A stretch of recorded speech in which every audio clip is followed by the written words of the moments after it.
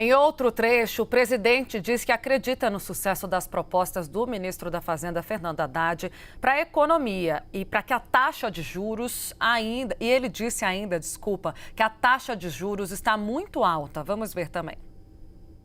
Eu tenho certeza que vai ter sucesso. Tenho certeza que vai ser aprovado.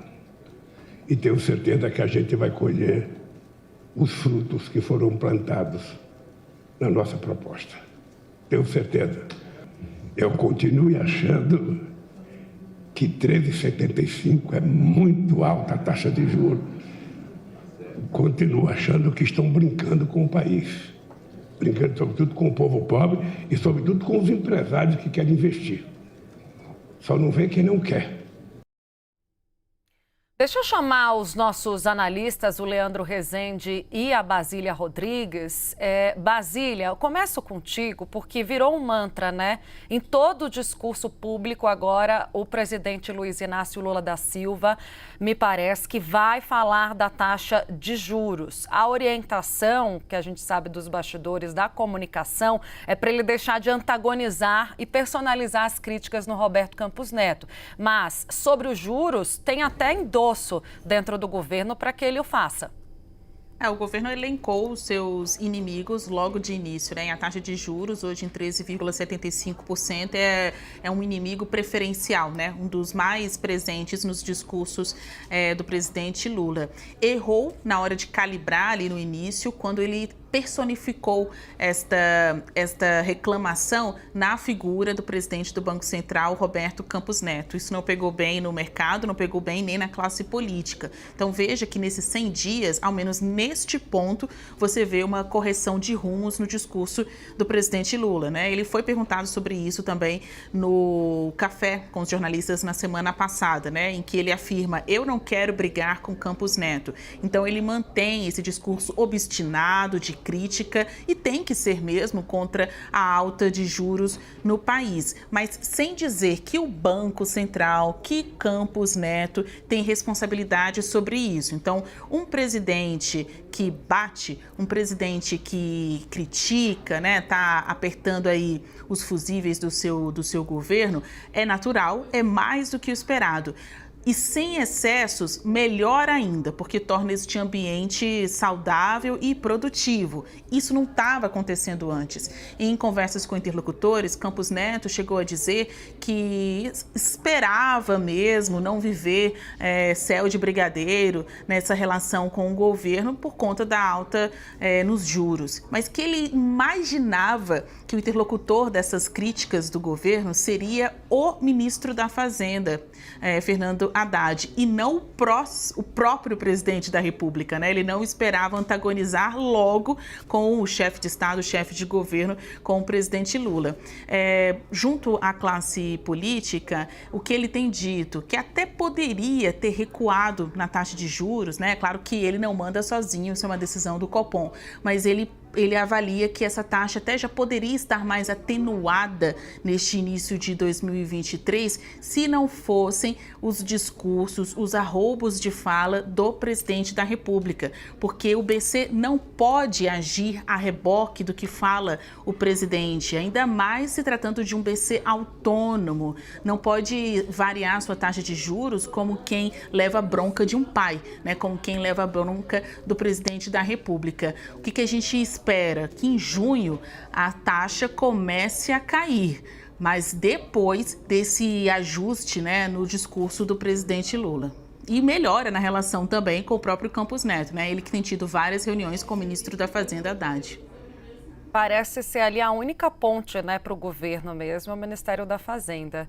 O Leandro Rezende, pegando de outro ponto, né, a gente até falou mais cedo sobre essa coisa da marca do governo, né? Tem uma crítica muito forte sobre esses 100 dias, sobre a ausência dessa marca, da cara do governo Lula 3, com esforços muito voltados para a reciclagem de medidas sociais, a exemplo do Bolsa Família e do novo Minha Casa Minha Vida, o novo PAC que virá daqui por diante. Por outro lado, a gente sabe que nesses 100 dias também o governo enfrentou algumas turbulências, citando apenas uma, a questão do 8 de janeiro, que foi muito grande, representativa, né, para o governo ter de lidar, os ataques golpistas. A pergunta que eu te faço é se o governo poderia ter feito mais ou fez o que pôde com o que tinha. Essa função de presidente da República, né, é igual o técnico da Seleção Brasileira de Futebol, né? Sempre dá mais, sempre a gente como cidadão vai querer mais, vai apontar um problema que não foi resolvido e no caso do futebol a mesma coisa, a gente vai querer sempre ver o Brasil ganhando, né? Qualquer outro resultado que não seja a vitória não vai ser nunca aceitável totalmente. Então, tem esse condicionante que você cita, Tainá, do 8 de janeiro, algo, né, que pautou o governo durante um mês ou mais, sem a menor dúvida, né? Isso colocou ali o governo logo na sua primeira semana, né, para lidar com uma ameaça de um golpe de Estado, é assim que tem sido tratado pelos ministros do Lula, e isso paralisa um pouco aquele começo, mas a coisa já andou depois disso e precisa andar. O Brasil é um país de muitas carências e aí é um ponto, né? O governo Lula usou esses 100 dias para dizer que pegou uma terra arrasada, mas não dá para levar o país assim, com todas as carências que tem, nos próximos 4 anos. Em algum momento, esse discurso, pelo menos do ponto de vista narrativo, ele vai precisar se modificar, vai precisar ser feito uma adaptação disso. O governo vai precisar entregar mais do que o que entregou. Eu estava ouvindo no debate que você mediou, o Gilmar Tato falando, por exemplo, da crise Yanomami. Esse foi um acerto que a gente pode citar do governo, porque era algo que a nova gestão do governo federal identificou, revelou e atuou para mitigar os problemas, né? Mas aí você tem o outro lado da história, que é o que poderia ter sido feito mais. Tem diversas organizações de indígenas, por exemplo, que denunciam o que está acontecendo com os Guarani e Kaiowá no interior do Brasil, sobretudo ali na região centro-oeste. Então, resolve de um lado e fica um outro lado descoberto por causa dessas complexidades todas que o Lula tem para enfrentar. Obrigada, Basília. Oi, pode Você falar, falou Basília. dessa marca do governo, né, inexistente, porque até aqui tem uma reedição de programas que deram certo lá atrás, né? Os governos costumam ser muito bons de marketing, né? Quem não lembra do Sou Brasileiro, Não Desisto Nunca? Isso é uma marca de governo petista. Agora o governo vem com esse Brasil Voltou. É pouco. Ainda é muito pouco, porque o que voltou? Muitas das promessas feitas durante a campanha, como da pacificação, isso não existe hoje no país. Ainda tem um eleitorado, um brasileiro, muito dividido na percepção sobre o que está sendo o governo, o que o Lula está fazendo neste terceiro mandato. E apenas para contribuir mais com o debate, né, quando você fala aí da questão dessa marca de governo, dessa bala de prata que ainda não se evidenciou, o Desenrola, que é aquele programa para contornar a vida das pessoas endividadas, está enrolado. E isso foi objeto de puxão de orelha do presidente Lula ao seu ministro da Fazenda, Fernando Haddad, quando ele diz que tem que ter um começo desse desenrola, que Fazenda e Casa Civil conversem ali e consigam convergir a respeito do início deste programa.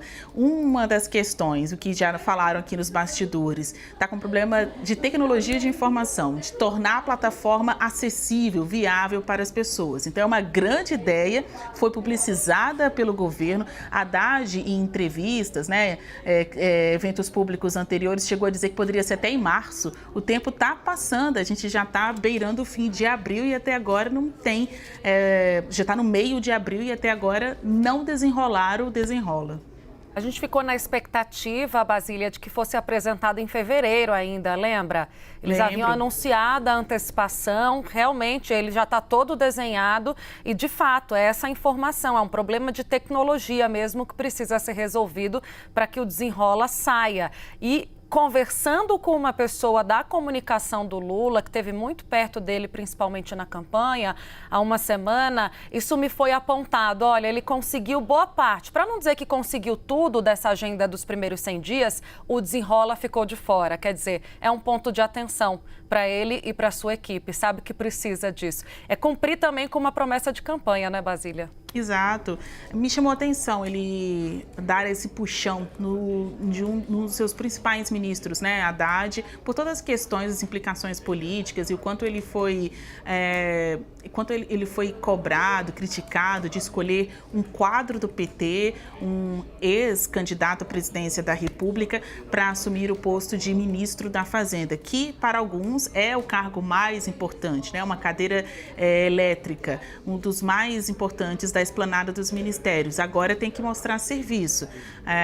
Haddad, no que diz respeito a programas, não conseguiu desenrolar o desenrola, e isso acabou virando até brincadeira já aqui na esplanada. O desenrola está enrolado.